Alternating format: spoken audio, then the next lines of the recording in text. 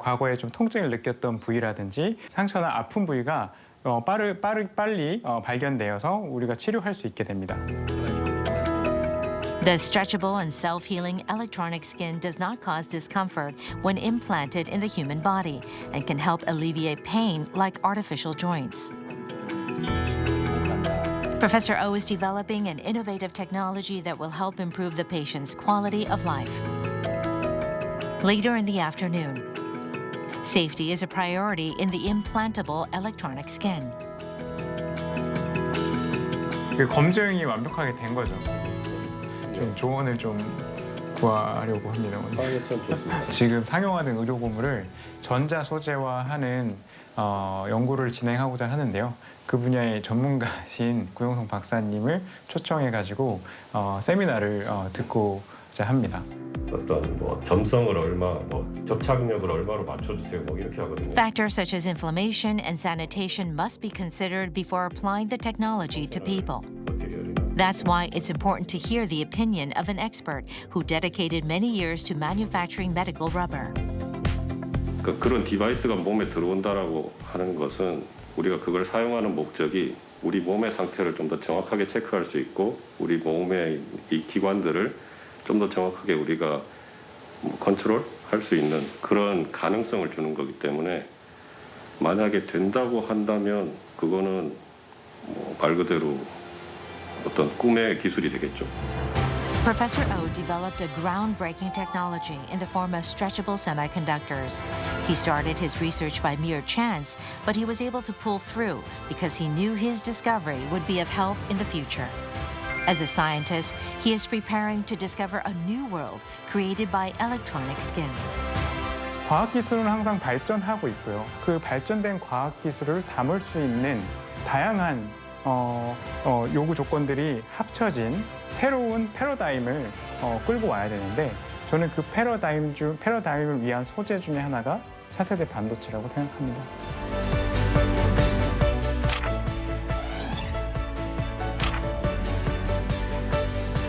항상 무언가를 공통적으로 목표를 두고 다들 달려왔던 것 같아요. 저를 포함해서요. 근데 지금까지 길을 와보니까 꼭 정해진 길을 갈 필요는 없겠다라는 생각이 들더라고요.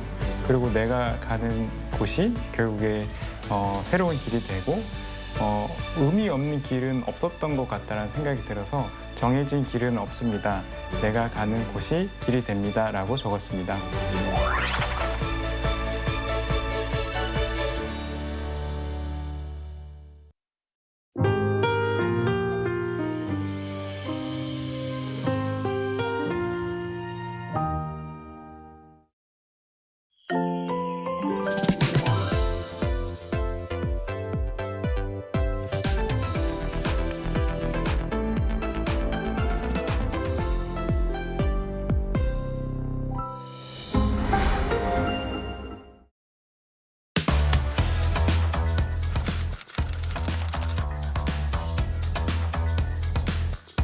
Time to set the facts straight.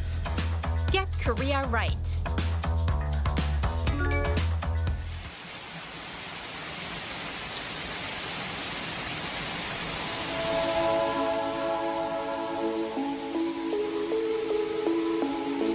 서시 죽는 날까지 하늘을 우러러 한 점 부끄럼이 없기를. 잎새이는 바람에도 나는 괴로워했다. 별을 노래하는 마음으로 모든 죽어가는 것을 사랑해야지. 그리고 나한테 주어진 길을 걸어가야겠다. 오늘 밤에도 별이 바람에 스치운다. 한국인들이라면 한 번쯤 들어본 시일 텐데요. 바로 서시입니다.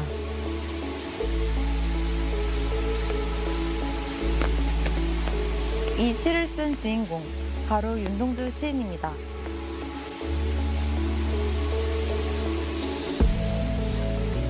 안녕하세요. 반크에서 활동하는 권소영 연구원입니다.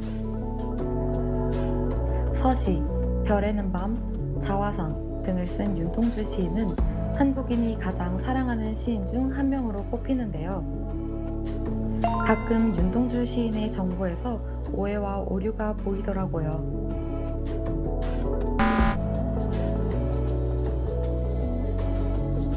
제가 윤동주 시인에 대한 제대로 된 정보를 알려드릴게요. 대일항쟁기였던 1917년에 태어난 윤동주는 평생 한국어로만 시를 쓰며 민족의 아픔을 위로했던 시인이에요.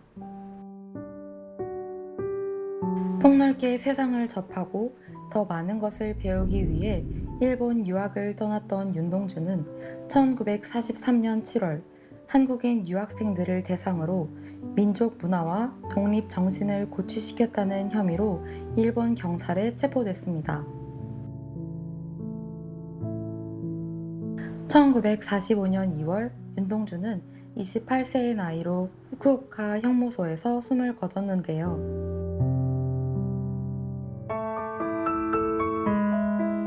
암울했던 식민지 시절, 민족에 대한 사랑과 독립에 대한 염원을 시로 쓴 윤동주 시인. 우리가 기억해야 할 아름다운 이름입니다.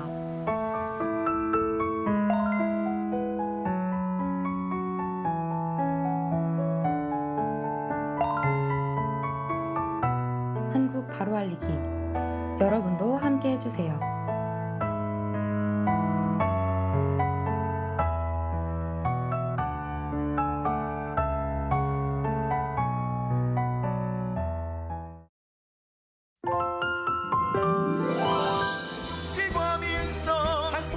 찾아 올라갔습니다. DNA의 영향. 근데 이미 다들 알고 있었어요. 치명장외 손상. 나만 빼고 양심을 포기한다면 더 많은 이익을 얻게 될 것. 이익을 위해서라면 소수의 희생.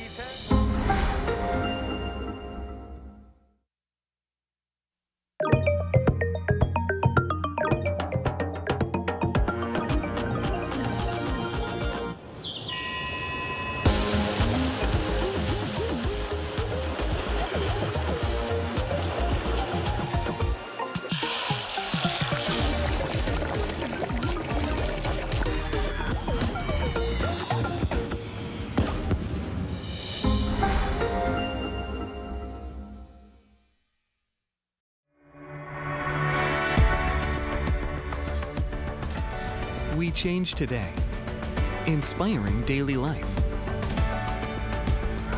We create tomorrow, inspired by innovation.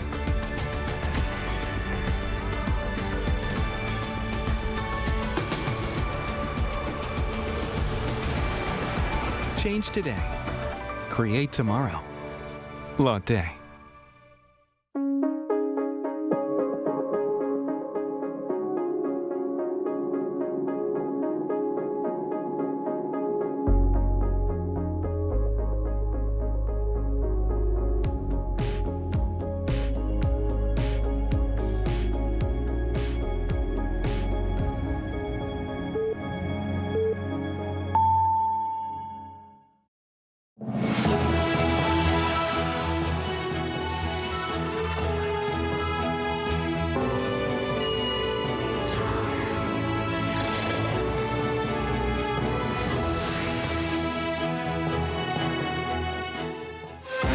Returning home from his U.S. trip, Trade Minister Yeo says Seoul and Washington will continue their tariff talks, adding that a swift passage of the U.S. investment bill by the National Assembly will help resolve the issue. The U.S. has unveiled a critical minerals trade bloc called Forge and invited South Korea to serve as the chair. Meanwhile, the South Korean government has also announced a comprehensive plan to bolster the country's supply chains for rare earth elements. U.S. President Donald Trump and Chinese President Xi Jinping held phone talks on Wednesday, which Trump said covered the Ukraine war and the situation in Iran, while Xi prioritized Taiwan as the most important issue. Trade Minister Yeo says he held multiple rounds of tariff talks with American authorities in D.C. and that tariff-related negotiations will continue in the coming week. Our Ian Jin starts us off. Upon returning from a week-long trip to Washington, South Korea's Trade Minister Yeo said that he did not meet U.S. Trade Representative Chief Jamieson Greer in person, but that South Korea will remain in close consultations to reach a resolution before the Trump administration formalizes proposed tariff hikes. Speaking to reporters at Incheon Airport Thursday morning, Yeo highlighted the importance of whether the U.S. will immediately raise tariffs upon issuing a federal register or whether there would be a grace period of about 1 to 2 months. During his trip, Yeo met with the deputy U.S. Trade Representative and around 20 U.S. lawmakers to reaffirm Seoul's commitment to passing the bill that implements a bilateral trade deal. He stressed that Seoul is ready to faithfully and swiftly implement the tariff agreement, arguing that an immediate tariff increase would be inappropriate given South Korea's good faith efforts. Meanwhile, he welcomed the rival party's decision Wednesday to establish a special committee to advance the U.S. investment bill within a month, saying it would help resolve the ongoing trade tensions with the U.S.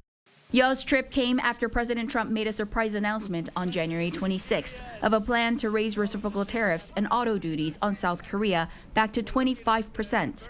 This was largely based on perceptions that delays in National Assembly deliberations on enacting the bilateral trade agreement raised doubts about South Korea's willingness. The bilateral trade deal, authorizing a $350 billion investment in the U.S., had lowered tariffs to 15%. Trade is crucial to the South Korean economy, where exports are equivalent to about 40% of GDP, with the U.S. as its second largest market. 이은진, Arirang News. Now, Washington is stepping up its push to secure raw materials, at this time by creating a new trade bloc for critical minerals as an apparent effort to defend against China's stranglehold on the key minerals. Moon Hae-ryun has the details. The United States has formally moved to rally allies into a new trade bloc aimed at reshaping global supply chains for critical minerals, resources essential to defense systems and advanced industries, and has invited South Korea to take part. The initiative was unveiled on Wednesday at a ministerial-level meeting in Washington, where U.S. Vice President J.D. Vance announced plans to establish what he called a critical minerals trading bloc, designed to diversify supply chains and reduce over-reliance on any single country. Vance said that while much attention is paid to the digital and high-tech economy, growth ultimately depends on tangible resources. There's no realer thing than critical minerals. And I think a lot of us have learned the hard way, in some ways, over the last year, how much our economies depend on these critical minerals. At the core of the proposal is a preferential trade zone for allies and partners, featuring price floors for critical minerals. Under the plan, benchmark prices would be set at each stage of production to reflect what U.S. officials describe as fair market value, with adjustable tariffs acting as a backstop against external shocks. The meeting was attended by South Korea's Foreign Minister Cho Hyun alongside officials from Australia, India, and Japan. Secretary of State Marco Rubio said the United States is seeking to collaborate with 55 partner countries on what has been dubbed the New Forge Initiative, noting that many have already signed on. He warns that global supply chains for critical minerals are heavily concentrated in the hands of one country, leaving them vulnerable to geopolitical leverage and disruptions ranging from political instability to pandemics. The State Department also said South Korea will serve as chair of the Forge Initiative through June, building on its leadership role in the Minerals Security Partnership, or MSP. Rubio thanked South Korea for filling a leadership gap ahead of Forge's launch, noting that Seoul played a leading role in the MSP, a multilateral partnership involving 16 countries and the European Union aimed at strengthening global critical mineral supply chains. The push underscores how critical minerals are increasingly viewed not just as commodities but as strategic assets, central to economic growth, industrial competitiveness, and national security. Moon Hae-ryun, Arirang News. The leaders of the U.S. and China spoke on the phone on Wednesday, and centering their latest talks included trade, Taiwan, and situation in Ukraine and Iran. Lee Seung-jae reports. U.S. President Donald Trump says he held a long and thorough and positive phone call with Chinese President Xi Jinping on Wednesday, covering issues from trade to global security in talks that could set the stage for his planned visit to Beijing in April. In a post on Truth Social on the same day, President Trump said the two leaders discussed the war in Ukraine, the situation in Iran and Taiwan. He noted Taiwan had not come up during their first in-person meeting in South Korea late last year, suggesting it could become a key topic in upcoming talks. China's foreign ministry confirmed that Taiwan was discussed and underscored the sensitivity of the topic. Beijing described Taiwan as the most important issue in China-U.S. relations, tied to China's sovereignty and territorial integrity. It also urged Washington to handle arms sales to Taiwan with caution. At the same time, China signaled it remains open to dialogue. In its statement, Beijing expressed hope that 2026 could be a year of mutual respect, peaceful coexistence, and win-win cooperation, while warning that China has its own concerns and will match words with actions. On trade, President Trump said China reaffirmed plans to buy more U.S. energy and agricultural products. He pointed to possible increases in soybean purchases to as much as 20 million tons in the current season, along with discussions on airplane deliveries. Calling his relationship with Xi extremely good, Trump said both sides recognize the importance of stable ties and predicted positive results over the next 3 years. The call marks their first since late November and comes as the two powers balance strategic rivalry with deep economic links. It also raises the possibility that Trump's April trip to China could create diplomatic openings on North Korea, though it is unclear whether Pyongyang is ready to engage. Meanwhile, Xi and Russian President Vladimir Putin recently held a separate video call focused on strengthening cooperation, maintaining strategic stability, and coordinating their approach to the United States. The two leaders have continued to highlight their partnership amid tensions with the West, signaling that Beijing and Moscow intend to keep close communication on security and geopolitical issues. 이승재, Arirang News. Fears of a new global arms race are growing as the new strategic arms reduction treaty between the U.S. and Russia officially expired on Thursday, ending more than half a century of regulated nuclear arsenals. Cho Young-eun tells us more. The new Strategic Arms Reduction Treaty had been the last remaining pillar of the nuclear arms control between Washington and Moscow. Its expiration leaves the world's two largest nuclear powers without any binding limits on their nuclear stockpiles for the first time in more than 50 years.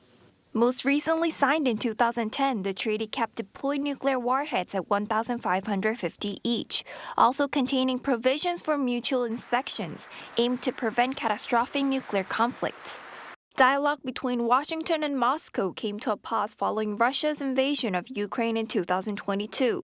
While Russian President Vladimir Putin also proposed a one-year extension of the treaty, U.S. President Donald Trump insisted that any future nuclear arms agreements must include China, citing its rapidly expanding nuclear arsenal. More recently, in January, according to the New York Times, Trump has downplayed concerns over the treaty's expiration. United Nations Security General Antonio Guterres has warned that the treaty's expiration is a grave moment for international peace and security, urging both nations to resume negotiations without delay. He called for a new framework that restores verifiable limits, reduces risk, and strengthens global security. Earlier, Pope Leo XIV also appealed to both sides to renew the treaty, emphasizing the urgent need to prevent a renewed arms race. Its end also marks the collapse of decades of arms control cooperation that helped ease Cold War tensions, raising fresh fears of a renewed global arms race. Cho Young-eun, Arirang News. Ukrainian and Russian officials resumed productive new U.S. brokered talks on Wednesday in Abu Dhabi. Meanwhile, Russia has intensified its offensive even while the talks were underway. Cha Yoon-kyung reports. The two-day trilateral meetings between the United States, Russia, and Ukraine resumed on Wednesday local time in Abu Dhabi. U.S. representatives included Special Envoy Steve Witkoff and Jared Kushner, the son-in-law of U.S. President Donald Trump. The negotiations reportedly focused mainly on military issues and concluded after about 5 hours. After wrapping up the first day of talks, the Ukrainian side described the discussions as substantive and productive, saying they will focus on concrete measures and solutions.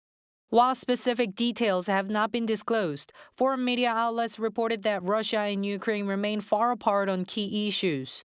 Russia is demanding the withdrawal of Ukrainian forces from the Donbas region and territorial concessions, while Ukraine is countering with a proposal to freeze the current front lines and establish a demilitarized zone. Another major sticking point is whether Russia would accept a U.S.-led security framework aimed at preventing a renewed Russian invasion after the war. Meanwhile, shortly after the talks began, Russian forces struck a crowded market in the Donetsk region of eastern Ukraine with cluster munitions, killing and wounding civilians. Although the talks are expected to continue for one more day, observers say it is unlikely that the negotiations will gain momentum as Russia has intensified its offensive even while the talks are underway. 차윤경, Arirang News.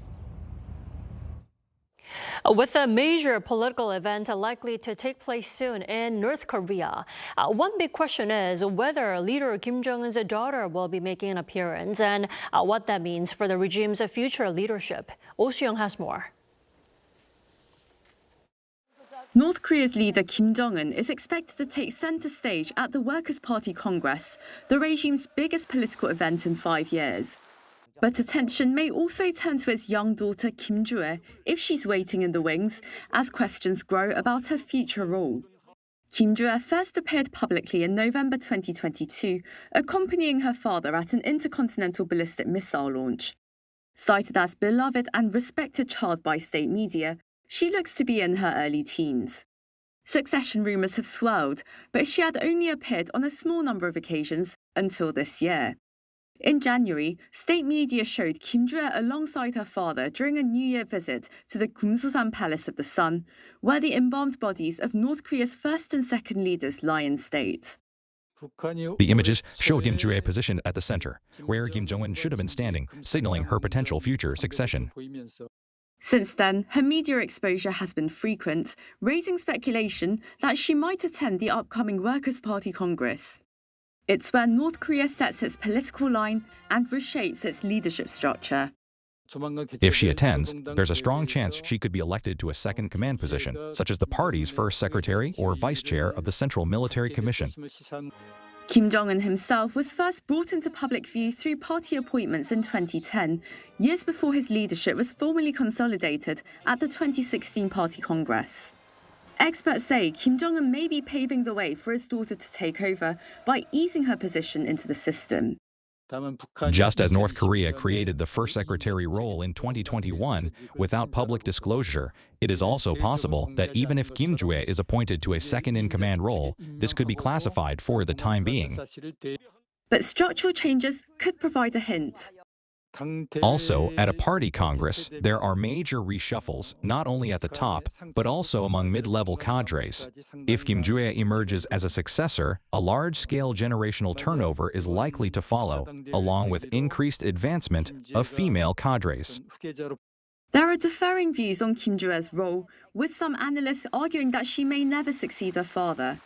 But in North Korea, where optics are tightly managed, any exposure at the party congress wouldn't be accidental. Oh Soo-young, Arirang News.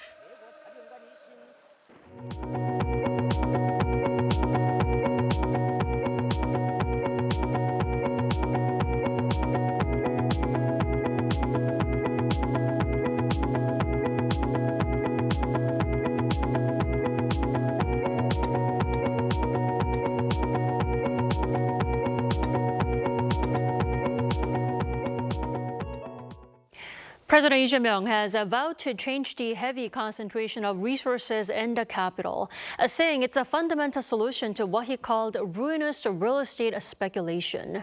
Presiding over a meeting with his aides today, he promised to shift towards growth led by regions outside the capital, noting a growing population gap between regions.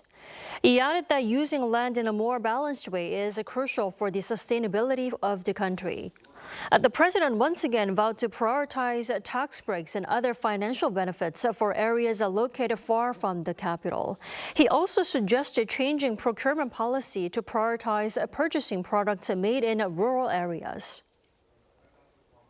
And President Lee Jae-myung says science and technology are key to South Korea's competitiveness. The statement was shared on this Thursday at the Blue House, where he hosted recipients of the Presidential Science Scholarship and winners of International Science Olympiads. President Lee pledged to promote government support beyond short-term scholarships to cover researchers throughout their careers. He also promised expanding alternative military service options for those studying science and technology. In South Korea, men subject to mandatory military service who hold a master's or doctorate degree in those fields may fulfill their duty by working as researchers at designated institutions for 3 years. South Korea is stepping up its first major initiative to secure one of the most critical materials in modern tech, rare earths. For more, our Park Jun-han has the details. The Ministry of Trade, Industry and Resources unveiled on Thursday the country's first comprehensive rare earth supply chain strategy. The roadmap comes as part of an effort to enhance the country's energy capability by reducing its heavy dependence on imports, especially from China. Rare earths power everything from electric vehicle motors and high-performance magnets to semiconductors and defense systems, which are crucial components for modern technology.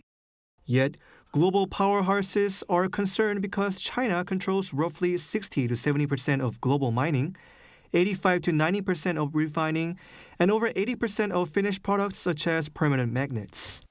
For a high-tech powerhouse like Korea, specializing in electric vehicles, batteries, and chips, not being able to secure rare earth minerals is a major vulnerability. The government's rare earth supply chain projects include the 3 major pillars of short-term stability, source diversification and share risks, and, lastly, local substitution. For short-term stability, the government will strengthen its cooperation with all sources, designate all 17 rare earths as critical elements, and create new detailed trade codes so it can track supplies much more accurately. Regarding the diversification of sources and shared risk, overseas project financing will see major increases from last year's 39 billion Korean won to 67.5 billion won in 2026, or around $46 million. The government will cover up to 70% of loans from last year's 50%, and if exploration fails, companies will only lose 10% of their investment instead of 20%. The Korea Mine Rehabilitation and Mineral Resources Corporation is coming back after years of being banned from direct overseas investment. The corporation will now lead high-risk projects, so private companies don't have to carry the political risk alone. Lastly, the government will offer subsidies to domestic factories that utilize recycling and change the rules governing this. It will also detail a full R&D roadmap covering the use of substitutes and launch new rare earth R&D funding under its existing Innovation Fund. The government added that it will focus its policy capabilities to build a foundation across the entire rare earth supply chain with unwavering resolve, creating a robust industrial structure that remains steadfast even amid changes in the external environment. Park Jun-han, Arirang News. As Korea becomes a super-aged society at an unprecedented pace, retirement is no longer the end of working for many older adults. Government initiatives and private companies are opening new doors for those older workers. Our political correspondent An Sung-jin talks to various stakeholders in the field on this issue. Kim Jong-un is 68 years old, and he retired less than a decade ago. For a while, retirement felt like rest. Then it started to feel like stagnation. That's why Kim is back on the job. 3 years ago, he began working as a delivery man, checking delivery routes and delivering food to regular customers. Older adults doing delivery work. I felt a bit startled at the beginning, too. But now, as long as my body allows it, I want to keep working. Kim is one of the older delivery workers employed by a startup that hires people aged 55 to 74 as delivery personnel for scheduled logistics services. I think it's a good initiative for these companies to work with government support and hire older workers. We also feel very proud to be doing something. The company focuses on stable work for active older adults who want to remain economically and socially engaged. It started as an effort to help create workplaces for those who are in poverty or suffer from extreme loneliness. Our biggest goal is to become a leading HR platform that supplies older workers where human resources are needed. It's the sense of purpose that what many of those above 60 say they miss after retirement. And that's why both central and local governments, like the Seoul metropolitan government, are pledging to create 330,000 jobs for both public and private for older adults by 2040. And that's what the Seoul Senior Job Support Center has been working on. To address the gap between willing older workers and the market, the center supports seniors like Kim, offering not only job matching services, but also educational and training programs.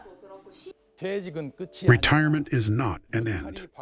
My hands-on experience can be helpful to others and have a meaningful role in society. Up to now, jobs for older adults have largely focused on public sector positions and relatively simple manual labor. We work on creating opportunities in the private sector employment. The Health Ministry announced earlier this week that it plans to provide more than 1.15 million jobs for older adults this year, a record number. And that's why a lawmaker says she continues to propose legislation, emphasizing the need for further budget allocation. Government-provided jobs for these older workers are actually way below demand, but it benefits them in economic, health, and social ways. It's not just welfare, but a social investment as well. As Korea further advances into a super-age society, the integration of workers like Kim will be inevitable as they become recognized for their potential as an untapped workforce. An Song-jin, Arirang News.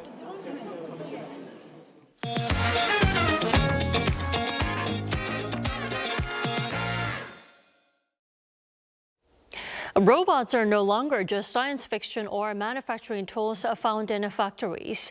They are walking into our daily lives and now even our local electronic stores. For the first time here in South Korea, a major retailer has begun selling humanoid robots directly to consumers. Our Kim Do-yeon visited one to see for himself. Do-yeon, welcome. Thank you for having me. That's right. It's a scene we usually expect at tech expos, not really where we shop at normally. Right. But as I found out, this launch is just more than what it seems like, just sales figures. It is a ways to signal the era of the service robot that has actually officially arrived in Korea. And here's a story. A robot stands at the entrance greeting customers. It is a familiar sight for those who follow the Consumer Electronics Show, but this is not Las Vegas. It is a local electronics retailer here in Seoul. Starting this week, the humanoid model and a robotic dog have gone on sale. The human robot carries a price tag of 31 million won, or roughly $21,500 US. I saw the exhibition passing by and thought I could see the ones that I saw on CES videos. From seeing them in real life, I feel like the future of having them at home and in our daily lives is not far off. I'm excited for further improvements from here. Manufactured by Unitree, a Chinese robotics firm, these models were released here almost simultaneously with their launch in China. While they currently lack integrated AI features and require remote operation, the swift release signals the company's aggressive strategy to secure a foothold in the Korean market. It also highlights the growing interest in the humanoid robot market. This store has dedicated a specialized zone for the robots, the first of its kind in the country. 14 different models are on display, ranging from AI-powered elderly care assistants to educational companions. These smaller robots are designed for your desk and emotional exchanges. There are some physical exchanges as well. For example, they like to be petted. So make sure you don't cross the line, because if you hit them, they might strike back. A simpler alternative is the Sense robot, an automated Go player. Priced at over 1.3 million won, it is a premium device, particularly when digital versions are available at little to no cost. However, it offers a tactile experience that screens cannot mimic. Playing on computers, you have to move the mouse, but with this, you actually use stones. This makes it feel real and more fun than playing virtually. Retailer eMart reports that the displays have already generated sales, including one of the quadruped units. However, the company states the primary objective is not immediate revenue, but to familiarize consumers with the technology that will soon become part of daily life. Doyeon, it's fascinating to see them standing right there in the store. But you mentioned in your report that these models, specifically the Chinese ones, don't have AI fully integrated yet. They have to be controlled manually. So why are they selling them now? I mean, what is the strategy here? I mean, that's right. To the average consumer, buying a 30 million robot is really impractical if you actually have to control them. Right. It's like an expensive remote control car. But they do have their uses. These robots serve as research platforms. Universities, labs, and tech companies buy them to test their own AI software. But putting them in retail, as we saw, is for another goal. There is a strong element of market preemption. By putting these in a familiar retail setting, they are normalizing the image of Chinese robotics in the minds of Korean consumers. For the general public, there is little practical utility yet. But this launch seems driven by secondary goals, building brand value and establishing a market image. So essentially, they are planting the flag. They want to be the iPhone of robots before the market even fully matures. You know, that is concerning for Korea's domestic industry, but we did see at CES that, you know, Hyundai Motors and Doosan Robotics have strengthened robotics. The question is, where does Korea stand at the moment? Right, and it comes down to a fundamental focus of what they're doing. Now, Korea has traditionally been the global leader in industrial robots, the massive arms you see wielding cars in factories.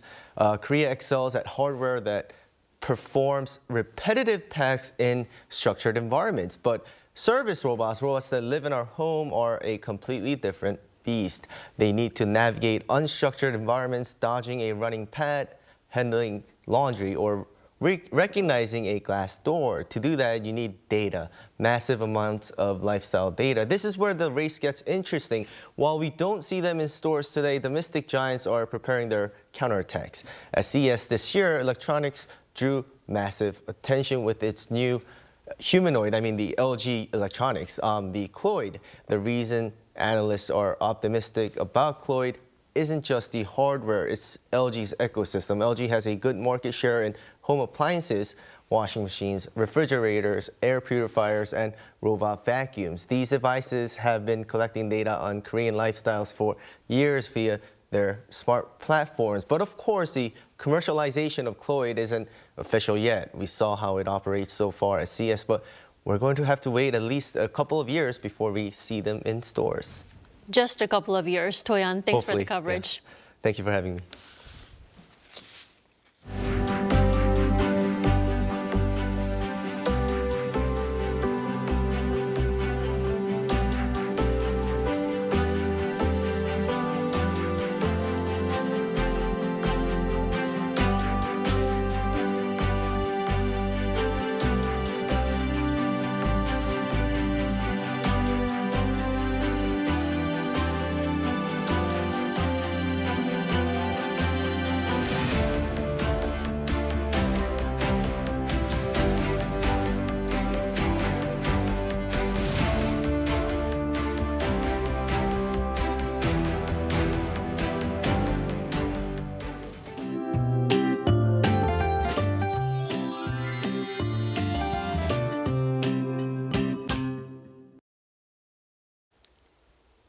Despite the hazy skies, today definitely feel nicer, almost like early spring. But the winter chill is coming back. There will be a big drop in readings overnight, and cold wave advisories have been already reissued for the capital area and parts of Chungcheongdo provinces. And by tomorrow morning, lows will be plunging down to -8 degrees Celsius here in the capital. And this strong cold spell will continue through the weekend. But until that colder air blows in, the dust level will keep rising to a very bad level in the capital region. Checking on tomorrow's temperatures now, Seoul and Chuncheon will begin the day at -8 degrees Celsius, Gwangju beginning the day at -4 degrees Celsius. Then by the afternoon, Seoul will be getting up to -3 degrees, nearly 10 degrees lower than today, Busan at 8 degrees. Don't forget to bundle up for Friday. With that in mind, let's take a look at the international weather conditions.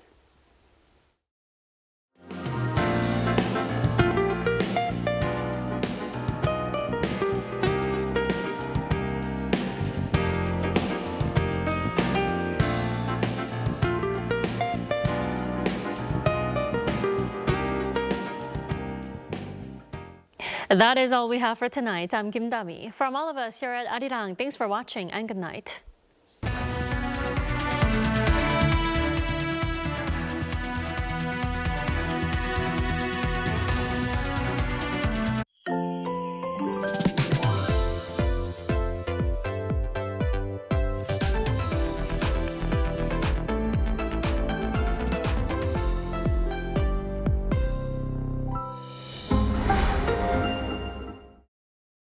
How to survive in Korea.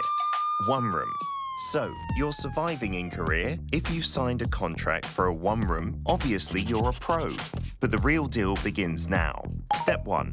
Housewarming. No need to buy toilet paper, diffusers or hand soap. You'll get them soon enough as housewarming gifts. And some are bound to pile up. There's nothing better to serve your guests than milpaeyu nabe. If you have Korean friends coming over, don't forget the extra garlic. Step 2. Garbage disposal. With great power comes great responsibility. You've had a good time, so let's get to work. It might be tempting to sweep everything into a trash can, but you have to separate your garbage. Not bothered? Beware that negligence is punished with a fine or public humiliation. Step 3. Drying rack. You're excited to live alone in Korea, but the fate of these items, hanger, storage, or a hanger. Go get fresh coffee outside. Jogging doesn't cost anything, and nothing beats instant rice. But keep one item around so that you don't get too lonely. Step 4. Pros of living alone. No mum. Cons of living alone. No mum. A new towel doesn't magically appear. You have to do the laundry regularly. If anyone gives a towel as a souvenir, take it. Get rid of mold immediately. Don't be lazy with the vacuum cleaner. Housework is an endless affair. Overwhelmed? Give your mum a call and thank her for everything she's done. Did you survive in your one room? Wait, you have an unwanted visitor. Call someone you fancy. Could be the right person for the job.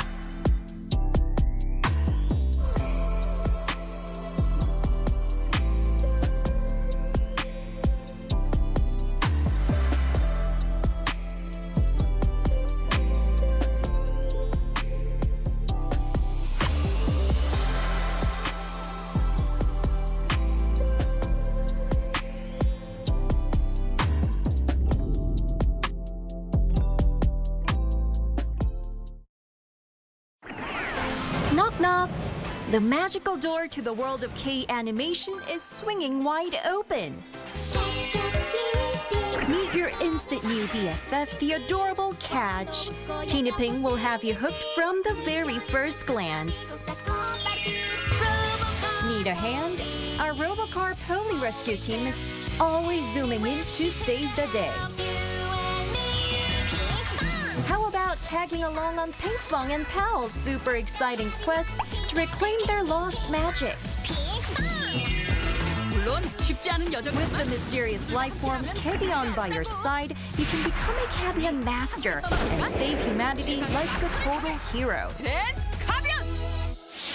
Protecting children's innocence while igniting their boundless imaginations. That's the magic of Korean animation. K-animation, the ultimate bestie for kids worldwide.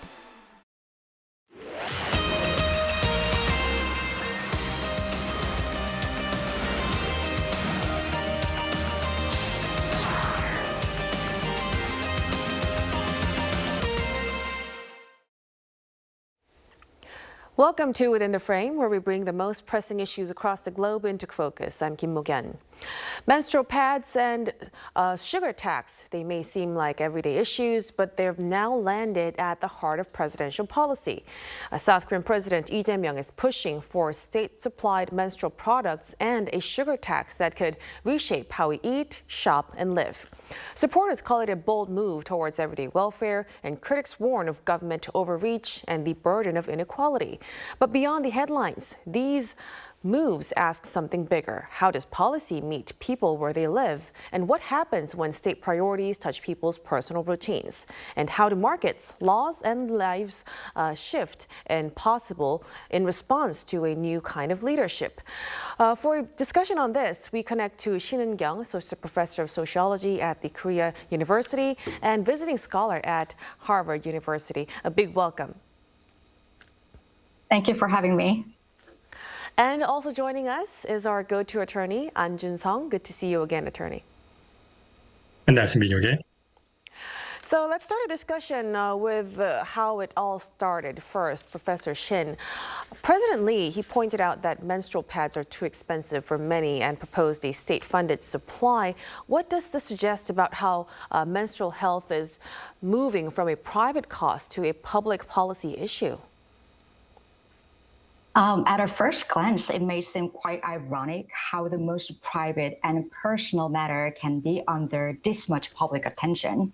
Yet there has been a growing awareness of period poverty.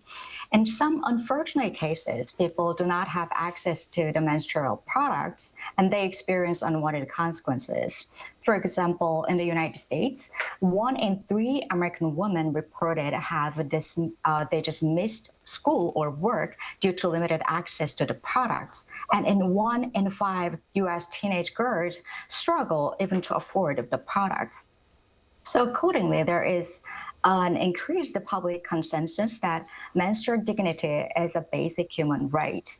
Lack of access to the safe menstrual products may lead to the use of unhygienic alternatives, which increase the risk of infection inevitably. So it deserves to be a public health concern, definitely. More importantly, at the macro level, the cost of menstrual products significantly varies worldwide. The variance imposes more inequality in some countries than others, and these disparities are quite wild. In South Korea, since 2004, menstrual products, tampons, pads are tax-free to lower the price of them, yet still the products are quite expensive. If you're looking at the top 3 most expensive countries, for example, average monthly cost of the product, in Algeria, that's $34, Jordan, $26, and South Korea ranked at the 3rd, $25. The most expensive countries in the world. And compared to U.S., the average cost is slightly below $9, and the cheapest, India, $2.9. So, of course, there remain a lot to discuss how to implement, but especially given the relatively high cost of menstrual product in South Korea, it is not so surprising why the government feels the pressure to step in. Right. So it was really necessary to shed light on this issue. But of course, when this kind of policy appears, legal backing should be key. President Lee, he proposed outsourcing production and providing pads as in-kind support. But within the current law, Attorney An, is that actually feasible? Yes, well, under the Korean law, the proposal is generally feasible with the existing legal framework. However, the scope needs to be expanded. Providing menstrual products as in-kind support can be justified under the current social welfare law in Korea, which already allow non-cash benefits and outsourcing to private suppliers. In that form, the policy could be implemented through the budgetary programs and regulations. However, a universal entitlement to free menstrual products will require separate legislation. Here, the primary legal requirement is the legislative authorization, and any such program must be enabled by the Act of the National Assembly, and then any outsourcing must comply with the applicable public procurement law. Under the Korean constitutional framework, the equal protection challenges in this case are unlikely to succeed because the policy is grounded in the biological differences and demonstrable social needs. And the Korean Constitutional Court generally permits the distinction that have a rational basis and a legitimate objective. So we will look forward to legal measures on that. But from a social standpoint then, access and variety both really matters. And President Lee, he emphasized consumer choice while calling for low-cost, basic menstrual products as well. Professor Shin, if the government supplies only a limited range, how can it ensure that affordability doesn't come at the expense of diversity?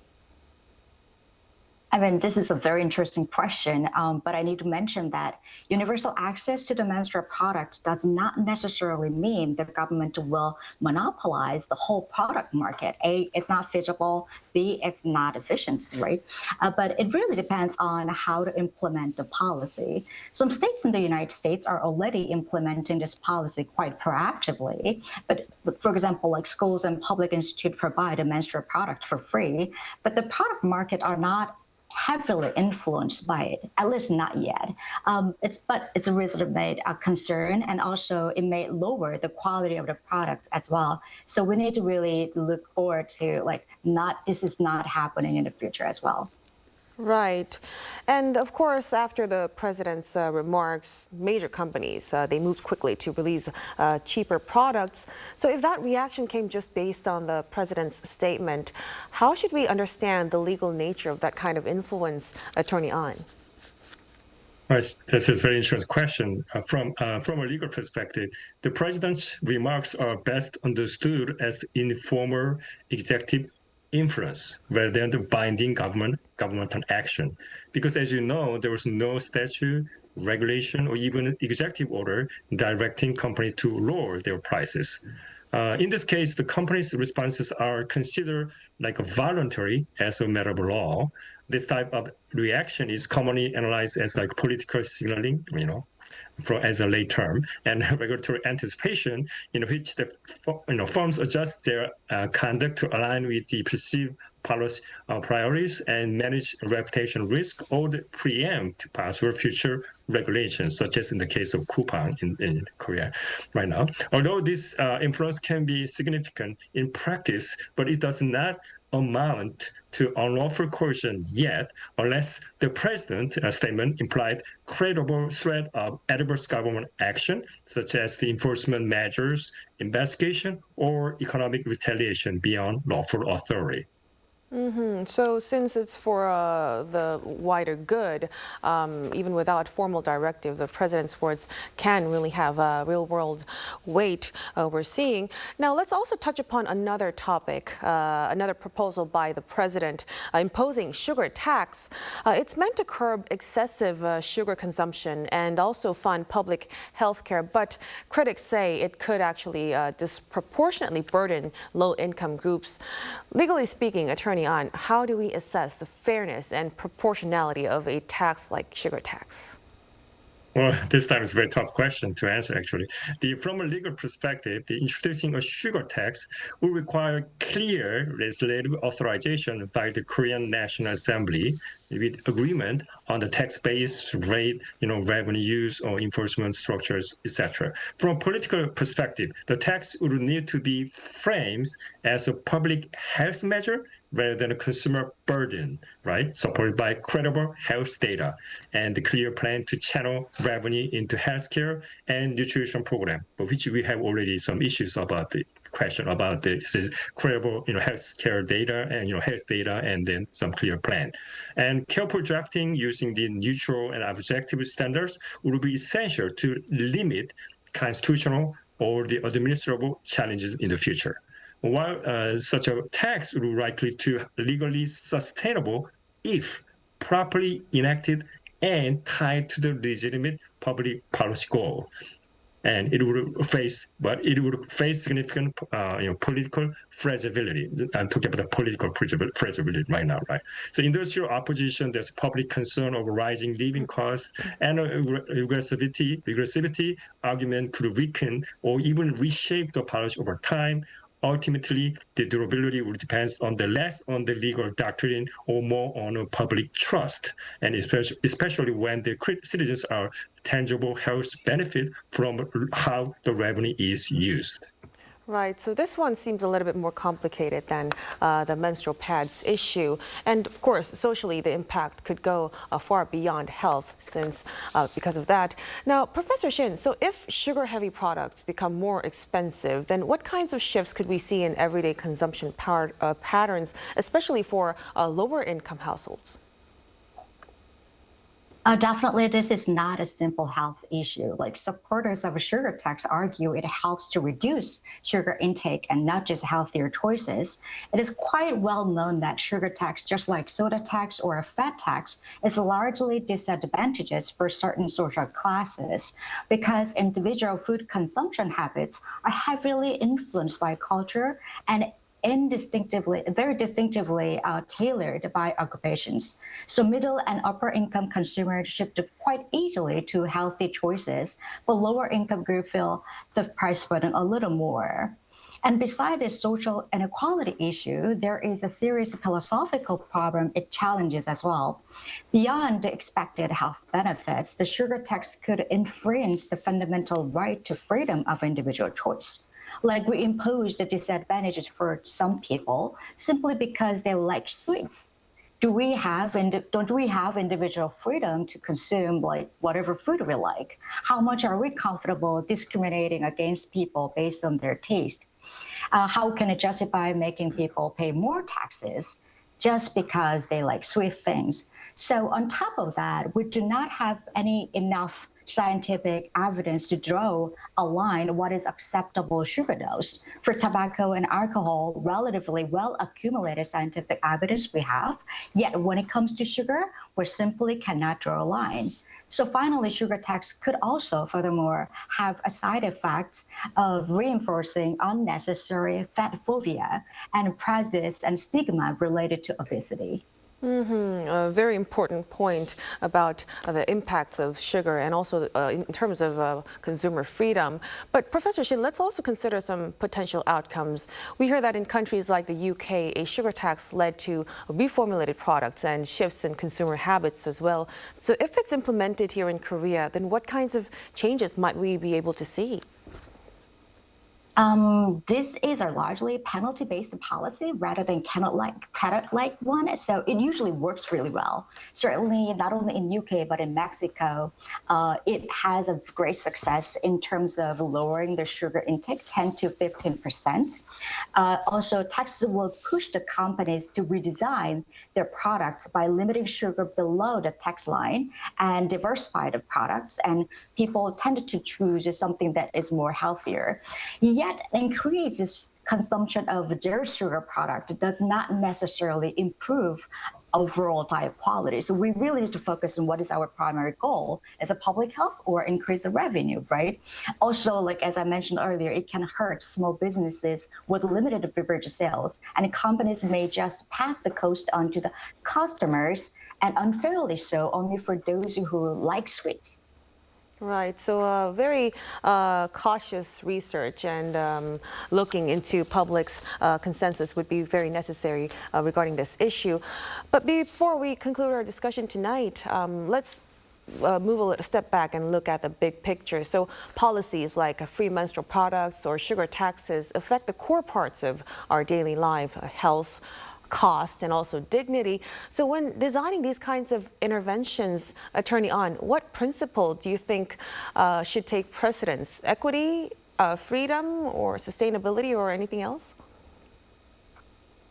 Oh, that's a very difficult question to answer from a legal perspective, right? But there's so many things, everything is important, right, in that society. Why is more, the question is that guiding principle would be like proportional equity. Is it my fairness is the other friends of other bodies' fairness. That's really, there need to be a proportionality. That's the issue. But also we need to see that we need to get public consensus on what is that proportionality equity. So among the public, so that's different because some people like sugar and some people don't like sugar, right? And there are different view and understanding about what really happened and what President Lee Jae-myung would like, do in the future. So I think that's one of the things that before talking about a legal issue, there's that general public consensus. Needed to get public consensus on what should we do on the healthcare issues such as sugar tax, also the other than the health product. Definitely. So when policies like this actually touch our daily lives, it's really important to look at how the public really thinks about this moving forward. Thank you so much for your insights tonight, Attorney An. Thank you. And of course, Professor Shin, we really appreciate your time and your insights. Thank you. And that'll be all from us on Within the Frame. Be sure to tune in again next time as we continue to explore the stories that matter. Until then, stay informed and engaged.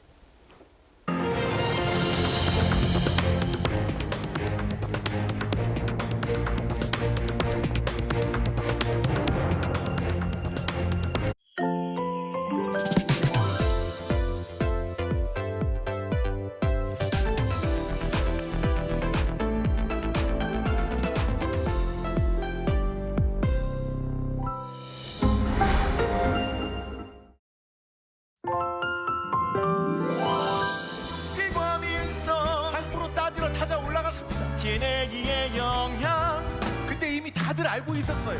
치명적외 손상 나만 빼고 양심을 포기한다면 더 많은 이익을 얻게 될 것. 이익을 위해서라면